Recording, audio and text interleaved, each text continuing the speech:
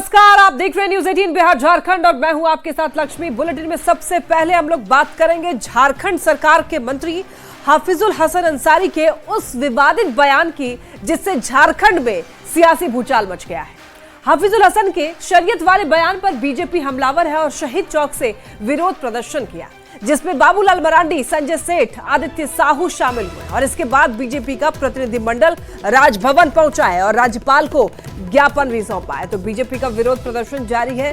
तस्वीरों में आप ये देख सकते हैं, दिखाया हमने, और आप बता दें आपको शहीद चौक से लेकर के बीजेपी ने प्रदर्शन किया। ये देखिए, दो तस्वीरें टीवी स्क्रीन पर आपको दिखा रहा है। हाफिजुल को संविधान नहीं शरिया कानून चाहिए, ये बयान जो है वो भारतीय जनता पार्टी की तरफ से दिया जा रहा है। सीएम हेमंत के मंत्री हाफिजुल हसन के विवादित बयान से अब खलबली मची हुई है, बवाल मचा हुआ है हर तरफ। और आपको बताते चलें कि इधर भारतीय जनता पार्टी ने ये देखिए उनके उस विवादित बयान की निंदा करते हुए बताते चलें आपको बीजेपी लगातार हमलावर है और यहां पर विरोध प्रदर्शन मार्च निकाला गया है। शहीद चौक से विरोध प्रदर्शन चालू किया गया, जिसमें कि बाबूलाल मरांडी, संजय सेठ, आदित्य साहू शामिल हुए हैं। इसके बाद बीजेपी का प्रतिनिधिमंडल राजभवन पहुंचा और राज्यपाल को ज्ञापन सौंपा है।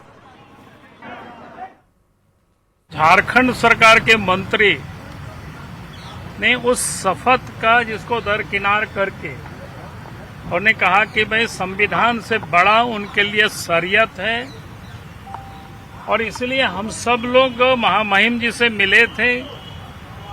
जो व्यक्ति संविधान से शरीयत को ऊपर मानता है, वैसे व्यक्ति को मंत्रिमंडल में बने रहने का कोई हक नहीं है।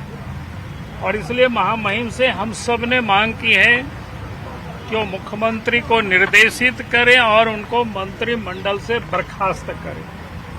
मैं इतना कहना चाहूंगा कि आज जो एनडीए सरकार चल रही है हेमंत सोरेन के नेतृत्व में, उसमें कई गैर जिम्मेदाराना वक्तव्य देने वाले और मनसकता रखने वाले मंत्री हैं। उसमें से एक हाफिजुल हसन साहब भी हैं और उन्होंने वास्तव में अंबेडकर जयंती के दिन अपने दिल की बात रखी और जिसके दिल में सांप्रदायिक भावना भरी हुई हो, वो धर्मनिरपेक्ष राज्य में अपना इंसाफ नहीं कर सकता है, सबके साथ न्याय नहीं कर सकता है। झारखंड सरकार के मंत्री द्वारा दिए गए बयान को लेकर भारतीय जनता पार्टी आक्रोश प्रदर्शन सड़क पर उतर करके कर रही है। अब देखें कि झारखंड के भाजपा के जो प्रदेश अध्यक्ष हैं, सांसद हैं, सड़कों पर उतरकर विरोध प्रदर्शन कर रहे हैं। जो हुर्रियत कानून को मानता है वो देश का गद्दार, वो लोकतंत्र को नहीं मानता है वो देश का गद्दार, और जो संविधान को नहीं मानता है वो देश का गद्दार, और जो बाबा साहब अम्बेडकर के द्वारा बनाए हुए संविधान के बारे में टिप्पणी करता है, गलत टिप्पणी करता है, वो देश का दुश्मन। संविधान हमारे लिए सर्वोपरि है। बाबा साहब अम्बेडकर और संविधान की जगह आप बोलो शरीयत के कानून, हम शरीयत को मानेंगे तो ये पूरी तरह संविधान का अपमान, बाबा साहब अम्बेडकर का अपमान। क्या कोई सह सकता है? कोई भारतीय क्या तुष्टीकरण? क्या आप ऐसे सांप्रदायिकता फैलाओगे मंत्री होकर? नहीं चलेगा और मुख्यमंत्री को अविलंब बर्खास्त करना होगा। जिस तरह से आप देखें कि प्रदेश अध्यक्ष बाबूलाल मरांडी और कई नेता हाथ में बैनर पोस्टर लेकर के विरोध प्रदर्शन कर रहे हैं, साफ तौर पर एक मंत्री के द्वारा दिए गए बयान को लेकर के सड़क पर उतरकर विरोध प्रदर्शन कर रहे हैं। कैमरामैन प्रभाकर के साथ निरंजन सिंह, न्यूज 18 रांची। चलिए अब एक बार फिर से आपको सुनाते हैं झारखंड सरकार के मंत्री हाफिजुल हसन अंसारी ने शरीयत और संविधान को लेकर क्या कहा था। मेरे लिए बड़ा ठीक है, तो हम पहले शरीयत को पकड़ेंगे, इसके बाद संविधान को। नहीं, हम क्या बोले हैं कि मेरे सीने में कुरान है और हाथ में संविधान है। आप बाबा साहब भीमराव अंबेडकर का जो भी स्टैच्यू देखिएगा, उनके हाथ में संविधान है। और अब बात करेंगे बंगाल में हिंसा की और झारखंड में किस तरीके से उसका असर हो रहा है। देखिए, पश्चिम बंगाल के मुर्शिदाबाद में हिंदुओं पर हुए जुल्म और अत्याचार की बात हम लोग कर रहे हैं, तो मुर्शिदाबाद में पत्थरबाज और हमलावरों ने हिंदू परिवार के साथ जो किया, जिस तरह से घर को जलाया, दुकानें फूंक डाली, हिंसा ने न जाने कितने हिंदू परिवारों को अपना घर छोड़कर भागने पर मजबूर कर दिया। खुद को असुरक्षित महसूस कर रहे हिंदू झारखंड के पाकुड़ और साहिबगंज में शरण ले रहे हैं। पलायन करने वाले लोगों के सामने भुखमरी की नौबत आ गई है। उन्हें 2 वक्त की रोटी की चिंता अब सता रही है। पीड़ितों ने अब मंदिर को भी आशियाना बनाना शुरू कर दिया है। সব ঘর দুয়ার জ্বালিয়ে দিয়েছে। এখন আমরা ভয়ে, আমি 3টা বাচ্চা নিয়ে কোথায় যাব? কোন রকমে যান বাঁচিয়ে পালিয়ে এসেছি 3টা বাচ্চা নিয়ে। 3টা বাচ্চার আমার খাওয়া দাওয়ার অসুবিধা। প্রশাসনকে বলছি আমাদেরকে একটু ব্যবস্থা করে দেন। কি করে আমরা ওখানে থাকবো? সবই তো জ্বালিয়ে পুড়িয়ে ছারখার করে দিয়েছে। 3টা বাচ্চাকে বাঁচানোর জন্য আমি এখানে পালিয়ে এসেছি। আমরা এসেছি এখানে, আমাদের ঘর দুয়ার সব জ্বালিয়ে দিয়েছে। এখন আমরা কোথায় থাকবো? এখন এখানে এসেছি, আমরা মন্দিরে একটা বসবাস করছি।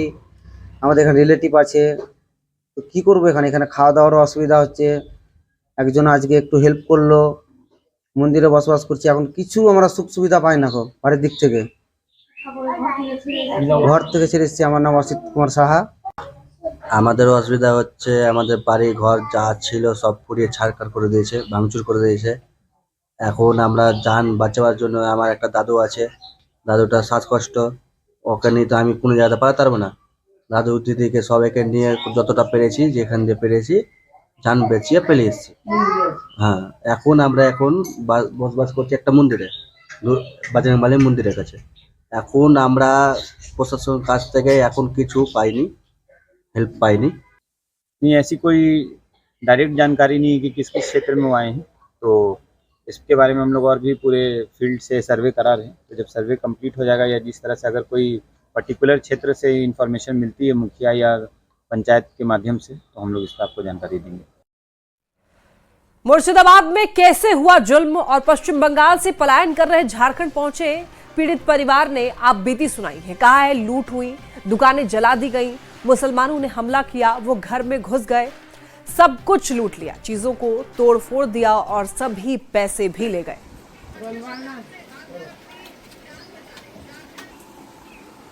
क्या हुआ था बाजार में, जैसे थी रामनवमी का पूजा हुआ था, सब राम मंदिर का झंडा उड़ा रहा था, तो मुसलमान लोग राइट शूट कर दिया। अच्छा, तो अभी आप लोग कहाँ आए हैं? अपना मायके मिर्जा चौकी। हाँ, जयकार मनाए चले तब में इसने बम उम फेंका लागल। अब बाजार से फेंकते फेंकते रानीपुर हमरा बेटी चले, हमरा बेटी दुकान जराय दिलकै, घर जराय दिलकै, बकरी खस्सी सब लेके चलो गेले। आरू तब थाना पर बेस कल के आप लोग जान बचाइए। तब रात अलो हम दुगुना पैसा लेल को हम टप्पो गला।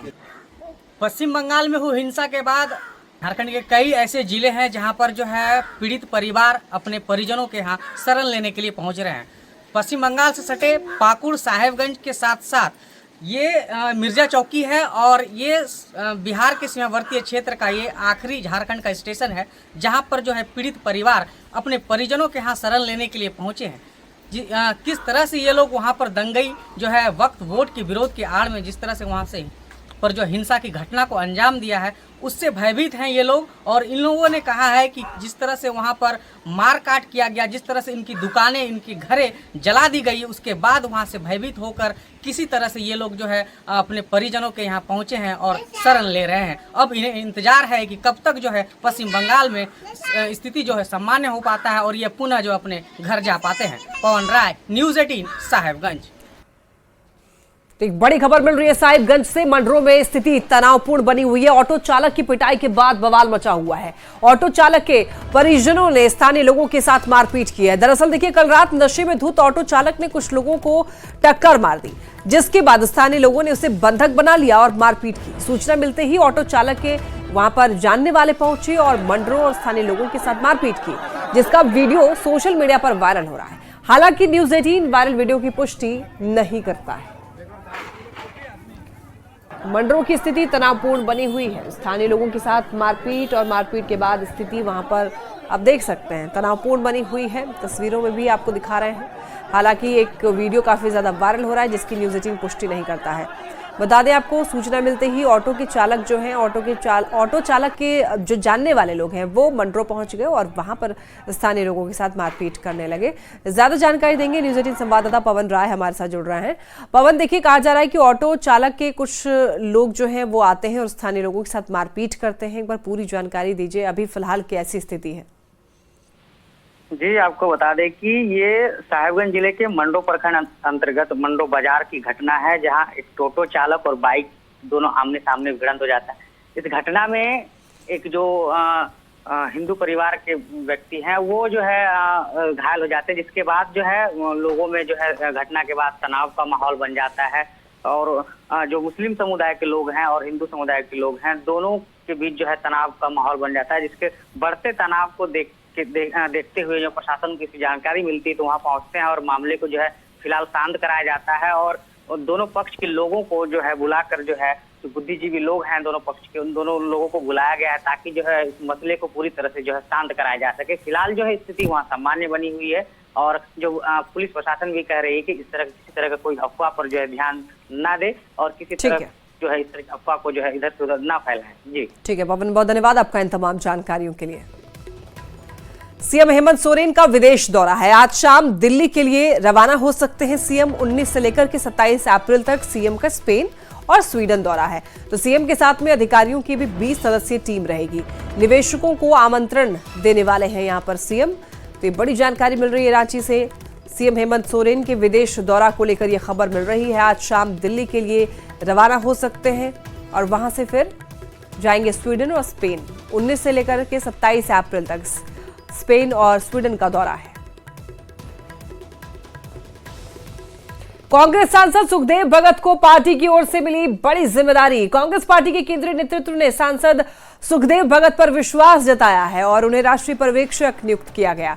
सुखदेव भगत को गुजरात का जिम्मा सौंपा गया है। वो गुजरात में कांग्रेस पार्टी को मजबूत करने के लिए काम करेंगे। कि पार्टी ने जो मुझ पर विश्वास किया है, पूरी निष्ठा के साथ मेरा प्रयास होगा कि उनके अपेक्षाओं पे मैं खरा उतरूं कि हर लोग, कोई भी पदाधिकारी हो, एक सामान्य कार्यकर्ता, कांग्रेस कार्यकर्ता है। तो एक कार्यकर्ता की तरह मैं वहां पे जाऊंगा, गुजरात जाऊंगा और जो निर्देश होगा, एआईसीसी का जो निर्देश होगा उनका पूरा पालन करूंगा। दुमका से बड़ी खबर। संदिग्ध परिस्थिति में नाबालिग का शव मिला। दुष्कर्म के बाद हत्या की आशंका जताई जा रही है। सूचना मिलते ही मौके पर पुलिस पहुंची। एफएसएल और डॉग स्क्वाड की टीम भी पहुंची। मसलिया थाना क्षेत्र का ये मामला बताया जा रहा है, जहां पर नाबालिग का शव बरामद किया गया है और दुष्कर्म की घटना जो है बताई जा रही है। दुष्कर्म के बाद हत्या की आशंका लोग जता रहे हैं। हालांकि मामला पुलिस के संज्ञान में है। एफएसएल और डॉग स्क्वाड की टीम भी पहुंच गई। मसलिया थाना क्षेत्र का ये मामला बताया जा रहा है। हजारीबाग से बड़ी खबर है। बरही के मधुलिका ट्रेडर्स में चोरी हो गई है। देखिए, कैश काउंटर तोड़ करके 4 लाख रुपए की चोरी की खबर मिल रही है। बाइक सवार बदमाशों ने इस घटना को अंजाम दिया है। पूरी घटना दुकान में लगे हुए सीसीटीवी कैमरे में कैद हुई है। बरही थाना क्षेत्र का ये मामला, जहां पर कैश काउंटर से चोरी करते हुए लोग जो है वो दिखाई दे रहे हैं। तो देखिए, बरही के मधुलिका ट्रेडर्स में चोरी, और चोरी के बाद देखिए ये जो पूरी वारदात है सीसीटीवी कैमरे में कैद हो गई है और जो फुटेज सामने निकल कर आया है वो आप देख सकते हैं। कैश काउंटर से किस तरीके से यहाँ पर जो चोर है वो आता है और पैसे जो है वो चुरा करके फरार हो जाता है। जितने भी कैश है, देखिए ये 500-500 की सारे नोट लग रहे हैं, वो उठाता है और उसको सीधे तौर पर अपने डालता है पैंट के अंदर और वहाँ से देखिए जो चोर है वो निकल जाता है। और बरही के मधुलिका ट्रेडर्स में चोरी की यह खबर मिल रही है।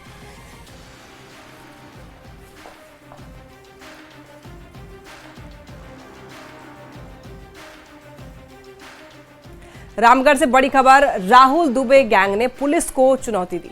पतरातू रेलवे साइडिंग में गोलीबारी की खबर। बाइक सवार अपराधियों की गोलीबारी। साइडिंग के चेक पोस्ट के पास में 5 राउंड फायरिंग की घटना को अंजाम दिया गया और अंजाम देकर के अपराधी जो है मौके से फरार हो गए। अपराधियों ने राहुल दुबे के नाम से एक पर्चा भी फेंका है। पुलिस ने कुछ खोखे जो है वो मौके से बरामद किए हैं, जिसमें रेलवे साइडिंग के रैक कारोबारी को धमकी देते हुए कहा गया कि ये तो ट्रेलर था, अगली बार AK-47 और AK-56 से वेलकम किया जाएगा। गोलीबारी की घटना के बाद में साइडिंग में अब दहशत का माहौल है। मौसम से जुड़ी हुई खबर। झारखंड में लगातार मौसम का मिजाज बदल रहा है। 18 जिलों के लिए येलो अलर्ट जारी किया गया है। तेज हवा के साथ में बारिश का अलर्ट जारी किया गया है। ठनका गिरने की भी संभावना जताई गई है। मौसम विभाग के मुताबिक 23 अप्रैल तक मौसम ऐसा ही रहेगा। तापमान में गिरावट दर्ज होगी। तो येलो अलर्ट जारी किया गया मौसम विभाग की तरफ से। तेज हवा के साथ बारिश को लेकर अलर्ट। मौसम में बदलाव का असर राजधानी रांची समेत प्रदेश भर में देखने को मिल रहा है। मौसम विभाग के द्वारा इसे लेकर आज भी अलर्ट जाहिर किया गया है। बता दें कि 18 जिलों को लेकर ये अलर्ट जो है वो आज को लेकर जारी किया गया है, जिसमें कि राजधानी रांची समेत कई जिले जो हैं वो शामिल हैं। मौसम विभाग के अनुसार आज भी तेज़ हवाओं के झोंके के साथ साथ जो बारिश है, वज्रपात है, उसकी संभावना जो है वो जताई गई है। वहीं बात करें तो आने वाले दिनों में भी कुछ यही हाल मौसम का रहने वाला है। बादलों का डेरा जो है वो 25 अप्रैल के आसपास तक झारखंड में रह सकता है। वहीं इसके अनुसार मौसम विभाग की माने तो 23 अप्रैल तक बारिश की संभावना जो है वो राज्य के कई जिलों में देखने को मिल सकती है। वहीं मौसम में हुई बदलाव का असर जो है वो अस्पतालों में भी नज़र आ रहा है। बड़ी संख्या में मौसमी बीमारियों से ग्रसित होकर रोग जो हैं वो अस्पतालों तक पहुंच रहे हैं। तो कहा जा सकता है अप्रैल माह में जो गर्मी की तपिश होती है वो देखने को इस बार न मिले, लेकिन मौसम में हुए बदलाव का असर लोगों के स्वास्थ्य पर ज़रूर पड़ता हुआ नज़र आ रहा है। रांची से न्यूज़ 18 के लिए ओम प्रकाश। और खबर देखिए रामगढ़ से है, जहां पर पतरातू में सिद्धि टेक्सटाइल्स नामक गारमेंट्स फैक्ट्री ने लोगों को स्किल्ड कर रही है, जिसमें युवाओं को रोजगार और आर्थिक रूप से मजबूत किया जा रहा है। घर से दूर रहकर के रोजगार करने वाले जो युवा हैं, उन युवाओं को ये फैक्ट्री अपने राज्य में रोजगार दे रही है और युवाओं को दूसरे राज्य में पलायन करने से रोक भी रही है। ज्यादा जानकारी दे रहे हैं संवाददाता जावेद खान। झारखंड में पलायन एक बड़ा मुद्दा है, लेकिन अब ये पलायन जो है धीरे धीरे कम होने लगा है। ऐसे में इस वक्त मैं मौजूद हूँ पतरातू के गारमेंट्स फैक्ट्री में। आप हमारे पीछे देख सकते हैं यहाँ जितने मजदूर काम कर रहे हैं, पहले गुजरात, महाराष्ट्र और बंगाल जाकर ये काम करने को मजबूर होते थे, लेकिन यहाँ स्थानीय स्तर पर इन्हें रोजगार उपलब्ध कराया जा रहा है। मैं पहले सूरत में काम किया, उससे पहले दिल्ली और अहमदाबाद, लगभग बड़े बड़े सिटी में इंडिया के काम कर चुका हूँ। यहाँ जो गारमेंट्स कंपनी में स्टिचिंग का काम करते हैं? Yes sir. तो अच्छा यहाँ पर आपको सैलरी वगैरह मिल रहा है? हाँ, सैलरी वगैरह अच्छा मिल रहा है। बाहर रहते थे तो क्या दिक्कत होती थी? बाहर रहते थे तो घर परिवार छोड़ के जाना पड़ता था और साल में 12 महीना नहीं काम कर पाते थे, लगभग 6 महीना ही कर पाते थे। जिससे 12 महीना काम मिल रहा है? हाँ, 12 महीना काम मिल जाता है। हाल सूरत छोड़े हैं अभी, क्योंकि वहाँ 2000 किलोमीटर दूर जाके लंबी सफर तय करके काम करते थे। वहाँ काफी दिन नहीं रहने सकते थे। 4 महीना 3 महीना रहने के बाद भाग के आना पड़ता था, क्योंकि घर परिवार को देखना भालना पड़ता था। आप झारखंड के ही रहने वाले? हम झारखंड के पलामू के रहने वाले। तो 20 लोग हैं यहाँ पर। ये सारे लोग पहले बाहर थे। बाहर से? हाँ, जैसे इनको खबर मिला कि यहाँ पर काम चल रहा है, एक एक करके आते रहे। अभी हमारे साथ 20 लोग जुड़े हुए हैं। 12 महीने इनको काम मिलता है? हाँ, 12 महीना काम मिलता है। 12 महीना काम मिलता है। ये जो जितने आप देख रहे हैं यहाँ पर मजदूर थे, बाहर जाने को मजबूर होते थे, झारखंड के ही मूलतः रहने वाले हैं। अब इन्हें झारखंड में ही काम मिल रहा है, यानी पतरातू में गारमेंट्स फैक्ट्री में काम मिल रहा है। इससे काफ़ी इन्हें सुकून है, घर जैसा अनुभव यहाँ हो रहा है और इन्हें सैलरी भी अच्छे तरीके से मिलती है। यानी कहा जा सकता है कि आर्थिक रूप से मजबूत हो रहे हैं और कहीं ना कहीं ये गारमेंट्स फैक्ट्री इस क्षेत्र में पलायन रोकने में सहायक सिद्ध हो रहा है। जावेद खान, न्यूज़ 18, रामगढ़। और अब आपको जामताड़ा लेकर चलते हैं, जहां पर नारायणपुर प्रखंड क्षेत्र अंतर्गत गोविंदपुर साहिबगंज स्टेट हाईवे के किनारे स्थित उत्क्रमित मध्य विद्यालय धर्मपुर में बच्चों की सुरक्षा को लेकर के बड़ा सवाल खड़ा हुआ है। ये स्कूल स्टेट हाईवे किनारे स्थित है, लेकिन यहाँ ना तो चारदीवारी का निर्माण कराया गया है और ना ही सुरक्षा को लेकर किसी प्रकार का ध्यान दिया जा रहा है। इससे बच्चे जो है वो जान जोखिम में डालकर स्कूल में समय बिताने के लिए मजबूर हैं। स्कूल के बच्चे अक्सर छत पर खेलते हुए देखे जाते हैं या फिर हाईवे सड़क पर दौड़ लगाते हुए नजर आते हैं, जिससे कभी भी बड़ी घटना घट सकती है। स्कूल में चारदीवारी नहीं होने के कारण बांस का बैरिकेडिंग किया गया है, लेकिन बच्चे इसके बावजूद बाहर खेलते हैं। तो हम लोग तो हिदायत देते रहते हैं, लेकिन मध्याह्न भोजन के समय कुछ बच्चे हैं जो जल्दी भोजन कर लेते हैं और वो गेट से कुछ निकल जाते हैं, 2-4 बच्चा माने खेलने के फिराक में। लेकिन फिर भी हम लोग को पता चलता है तो बाद में खबर लेते हैं, या कोई बताता है, बच्चा बोल देता है बाद में कि सर ये बाहर निकला हुआ था, तो हम लोग खबर लेते हैं उस बच्चे का। फिलहाल हम लोगों ने बांस का है जो घेराबंदी किए हुए हैं, बांस का जो टाटी होता है उसी से बाउंड्री वाल किया हुआ है फिलहाल अभी। बोकारो के चास थाना परिसर में महिला थाना की स्थापना की गई थी, लेकिन हाल के दिनों में महिला थाना को हटाकर के पुराने चास एसडीपीओ कार्यालय चास जेल के पास में शिफ्ट कर दिया गया, जिसका सामाजिक संगठनों ने विरोध किया है। हालांकि इस मामले का संज्ञान बोकारो जोन की आईजी माइकल एस राज ने लिया है। महिला थाना को जेल के पास कर दिया गया, जबकि पूर्व में ये सिटी थाना परिसर में था। फिर बाद में हम लोग समाज सेवियों की मांग से उसे चास थाना में भी उसकी एक ब्रांच की गई, सेक्टर 1 में भी उसका ब्रांच था और जगह जगह होने से लोगों को बहुत सुविधा थी। अभी महिला थाना जेल के पास कर दिया गया, जहां जाने के लिए कोई पब्लिक ट्रांसपोर्ट नहीं है। अगर कोई पीड़िता रहती है, अगर उनके पास कोई पैसे नहीं है तो वहां तक वो पहुंच भी नहीं पाती है। एसडीपीओ का ऑफिस था, जो डीएसपी का ऑफिस था, वो नया जगह पर शिफ्ट हो गए हैं, उसी जगह पर हमने शिफ्ट किए हैं। हो सकता है थोड़ा सा दूर होगा, हो सकता है, लेकिन सुविधा अनुसार वो बेहतर है। और इसी के साथ इस बुलेटिन में इतना ही। तमाम खबरों के लिए आप देखते रहिए न्यूज़ 18।